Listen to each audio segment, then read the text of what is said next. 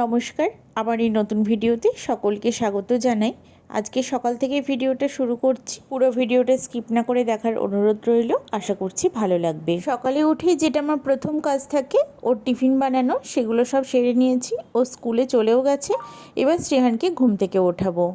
আসলে না, কালকে রাতে শ্রেহানের ঘুমাতে একটু লেট হয়েছিল, ঘুম আসছিল না ওর।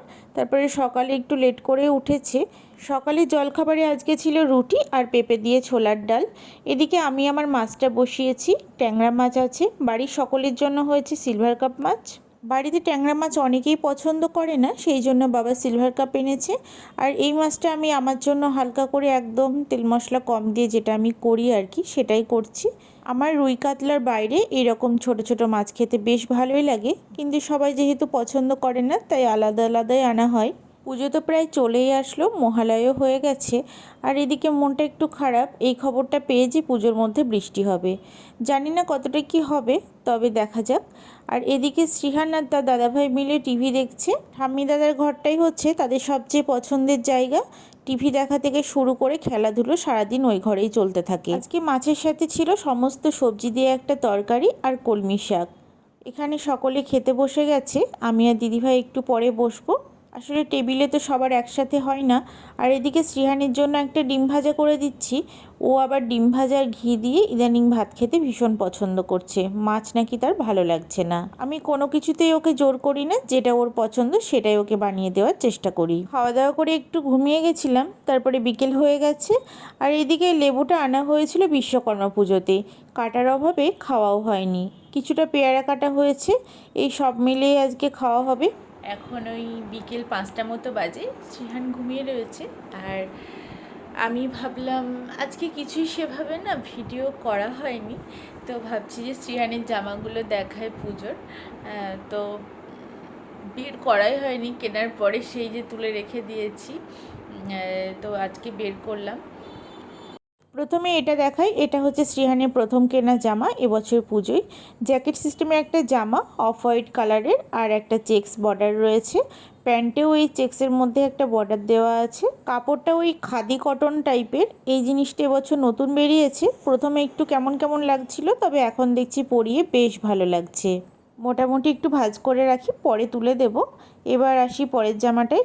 এই যে এটাও জ্যাকেট সিস্টেম, ভেতরে একটা হাত কাটা মতো গেঞ্জি রয়েছে, আর ওপরে প্রিন্টেড শার্টটা রয়েছে। ওপরের যে জামাটা রয়েছে ওটার কাপড়টা ভীষণ ভালো, গেঞ্জিটাও খুবই ভালো। তো খুব একটা গরম লাগবে না পরে, কারণ একদমই হালকা। আর এর প্যান্টটা দিয়েছে বাটল গ্রিন কালারের, ভীষণ সুন্দর। প্যান্টটা দেখে আমার বেশি পছন্দ হয়েছিল, আর এটা পরেও ওকে বেশ ভালো লাগছে। এই ধরনের জামা ওর নেই, খুব ছোটোবেলায় একবার কিনেছিলাম, তবে এখন বড় হবার পর নেই বলেই একটা নিয়ে নিলাম। তবে এবছর না, এই ধরনেরই বেরিয়েছে, আর বেশিরভাগই লাইট কালারের মধ্যে। এটা দুরকমভাবেই পরা যাবে, প্যান্ট দিয়ে ভেতরে টি শার্টটাও পরতে পারবে, আবার ওপরে জ্যাকেটটা দিয়েও পরতে পারবে। এটা হচ্ছে একটা কুর্তা। তো আমি গত বছরে একটা ওর কুর্তা কিনেছিলাম, এটা খুবই সুন্দর হয়েছে। আগের বারেরটাও বেশ ভালো ছিল। আর এর কাপড়টা বেশ পাতলা, আর এটার সাথে ফুল প্যান্ট আছে। একটা ফুল সেট ওর লাগেই, কারণ ওই জগদ্ধাত্রী পুজোর রাস যে সময় হয় ওই সময় ঠান্ডাটা মোটামুটি হালকা হালকা পড়েই যায়। তো তখন যদি না পড়ায় ওর ঠান্ডা লেগে যাবে, সেই ভেবেই নিয়েছি। আর এই জামাটা হচ্ছে দাদা দিদিভাই দিয়েছে, এটা নবদ্বীপ থেকে কেনা। শার্টটা প্রিন্টেডের মধ্যে হোয়াইট কালারের আর একটু পিঙ্ক শেডের, আর এটা হচ্ছে ব্লু কালারের প্যান্ট। আর একটা ফিতে রয়েছে, যেটা ওই ঘাড়ের ওপর দিয়ে সেট করতে হয়। এই ধরনের জামা ওর আগেও পরেছে, আর পুজোতে এবছর দুটো হয়েছে, আর একটা আছে যেটা ও বাড়িতে আছে। সন্ধ্যা ওই 7:30টার মতো বাজে। তো কিছুটা কলমি শাক রয়েছে, বাবা সেটাকেই বেছে দিচ্ছে আর আমি কাটবো। আসলে না, বাবা এই কাজগুলো করতে পছন্দও করে, আর সত্যি কথা বলতে বাবা আমাদের ভীষণ হেল্প করেন সমস্ত কাজে। আর কি সুন্দর করে সমস্ত কাজ একদম নিখুঁতভাবে করে। তো আমি কেটে দেবো, বাবা বেছে দিচ্ছে। আসলে এই শাক টাকগুলো আমাদের যেদিনকে কেনা হয় সেদিনই রান্না করে ফেলা হয়। তো যেহেতু অনেকটা ছিল তাই কিছুটা রয়ে গেছে। আমাদের যেহেতু অনেকটা পরিমাণে শাক লাগে, সেই জন্য মামুনিরও একা অসুবিধা হয়ে যায় করতে। আর আমরা যেহেতু বসেই ছিলাম, একটু কাজটা এগিয়ে রাখলে ভালো হয়, রান্নাটা সকাল সকাল হয়ে যাবে। অন্যান্য সবজি আমি সমস্ত কিছু বটিতে কাটতে পারলেও শাকটা আমার এই ছুরি দিয়ে বেশি সুবিধা হয়। মামুনি এই শাকগুলো ভীষণ জিরিচিরি করে কাটে, খুব সূক্ষ্মভাবে, তবে আমি অত ভালো পারি না, যেমন পারছি চেষ্টা করছি। আজকে রাতের খাবারে হবে রুটির সাথে চিলি সয়া, যেটা দিদিভাই বানায়, ভীষণ ভালো করে। তবে আজকে ওদের আবৃত্তি আছে, তো ওই জন্য আমি চেষ্টা করছি। প্রথমবার সয়াবিনটাকে সিদ্ধ করে নিয়েছি, তারপরে আদা রসুন লঙ্কা এইগুলো একটু মাখিয়ে নিচ্ছি, সাথে করে একটু কর্নফ্লাওয়ার দিয়েছি। সয়াবিনগুলোকে একটু ভেজে নিচ্ছি, তারপরে পিসি এখানে ওই পেঁয়াজ ক্যাপসিকাম টমেটো এগুলো কেটে রেখেছে। তেলে এগুলোকে ভালোভাবে একটু ভেজে নেব, আর গ্যাসটা অবশ্যই লো ফ্লেমে রাখতে হবে, না হলে কালারটা চেঞ্জ হয়ে যাবে সবজি। জানি না কেমন পারবো করতে, তবে খুব সাহস নিয়ে নেমেছি। পেঁয়াজ আর ক্যাপসিকামটা ভাজা হয়ে গেছে, এবার এর মধ্যে ওই টমেটোটা দিয়ে দিলাম। টমেটোটা দিয়ে আবার কিছুক্ষণ ভেজে নেব, তারপরে ওই soya sauce chilli sauce tomato sauce সব কিছু দিয়ে দিয়েছি, ভালো করে নাড়াচাড়া করে নেব। এটা মোটামুটি একটু কষানো হয়ে গেলে ওই ভেজে রাখা সয়াবিনগুলো দিয়ে দিচ্ছি। এবার সবটা একটু ঢাকা দিয়ে কষিয়ে নিচ্ছি, তারপরে নামানোর আগে একটু কর্নফ্লাওয়ার গুলে দিয়ে দেব, তাহলেই হয়ে যাবে। যেহেতু প্রথমবার বানানো, তো অন্য দিনের মতো অত ভালো না হলেও খুব একটা খারাপও হয়নি। পুজো তো চলেই আসলো, আর তো 4-5 দিন মতো বাকি আছে। কেন জানি না প্রত্যেকবারই এরকম হয়, পুজো আসার মুখোমুখি সময় মনে হয় এখনও হয়তো কিছু কেনাকাটি করা বাকি আছে। আসলে এবার না আমার একটু ইচ্ছে ছিল সাদার মধ্যে কিছু শাড়ি কেনার, মানে একটাই নিজের জন্য। তো ওই অর্গানজা বা কিছু একটু মানে একটু হোয়াইট কালারের মধ্যে কিছু নেওয়ার ইচ্ছা ছিল, বা লাল সাদা হলেও চলতো, কিন্তু এখানে পছন্দসই কিছু পাইনি।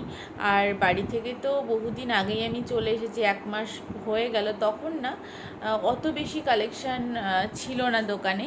যেগুলো ছিল তার মধ্যে পছন্দ করে নিয়েছি, সবই ভালো হয়েছে, কিন্তু আর একটা নেওয়ার ইচ্ছা আছে। দেখা যাক, যদি জগদ্ধাত্রী পুজোর আগে কৃষ্ণনগর থেকে নিতে পারি, বা নবদ্বীপে তো রাস আছেই, আমাদের তো দুর্গা পুজোতেই শেষ হয় না, রাসের জন্য অপেক্ষা করে থাকি, আর ওদিকে জগদ্ধাত্রী পুজো।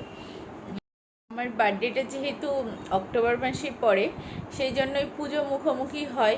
তো সব কিছু মানে যারাই দেয়, ছোটোবেলা থেকে দাদুর বাড়ি থেকেও 2টো করে আসতো, মা বাপিও দিত, মানে বার্থডে প্লাস পুজো, তো দুটো করে পাওয়া হতো। এখন আর সেই বড় হয়ে গিয়ে পুজোর আনন্দটা থাকে না। হ্যাঁ, জামা কাপড় হয়তো হয়, কিন্তু ছোটোবেলায় একটা আলাদাই আনন্দ থাকে, যে পুজো পুজো একটা ভাব। স্কুল ছুটি পড়া, সব থেকে বড়ো ব্যাপার, স্কুলটা ছুটি পড়ে, এই তো। আর এখনও ভালোই হয়, শ্রীহান যেহেতু এসেছে, শ্রীহানের বাবাই আছে, সব মিলিয়ে এখনও ভালোই কাটে। আর আমার শ্বশুরমশাইও এই বাড়িতে আমার জন্মদিন খুব ভালোভাবে করেন। এখানে এই বাড়িতে সকলের জন্মদিনই খুব ঘটা করে পালন করা হয়, তো সেখানে আমরা আসার পর আমাদেরও হয়। মানে প্রথম বছর যেবার জন্মদিন হলো, মানে আমার বিয়ের পর, তো অতটা কোনো মনের মধ্যে কিছু ছিল না। তো বাবা দেখছি হঠাৎ করে আমার পছন্দের সমস্ত কিছু কিনে নিয়ে এসেছে। আসলে বাবা এরকমই, সবার বার্থডে ডেটটা হচ্ছে একটা খাতায় লিখে রাখে। তো সেদিনকে মামনি শ্রিয়ানকে বলছে যে এই মাসে তো মায়ের বার্থডে আছে। তো আমার শুনে বেশ ভালো লাগলো যে মনে আছে বিষয়টা। এরকমই, এগুলো ছোটো ছোটো একটা অনুভূতি, এগুলো বলে বোঝাবার মতো না। তো বাপি যেমন ও বাড়িতে করে, আমার মা যেভাবে আয়োজন করে, এই বাড়িতেও বাবা দিদিভাই সমস্ত রান্না করে দেয়, নিজে হাতে সাজিয়ে দেয়। এটা একটা বড় পাওয়া। আসলে সবাই একসাথে আছি বলেই হয়তো এগুলো হয়। আর বিয়ের আগে তো ভাই আমি মা বাপি এইভাবেই জন্মদিন পালন করা হতো, আর মাসি আসতো, তাও হয়তো প্রত্যেকবার আসতো না। তো এই, আর এই বাড়িতে যে সবার মাঝে থেকে জন্মদিনের দিনটা কাটাতে পারি, এটা বেশ ভালো লাগে। আর বাচ্চারা ভীষণ আনন্দ করে, আর ওরা তো সবসময় আমাকে ভীষণই ভালোবাসে। তো এইভাবেই চলছে।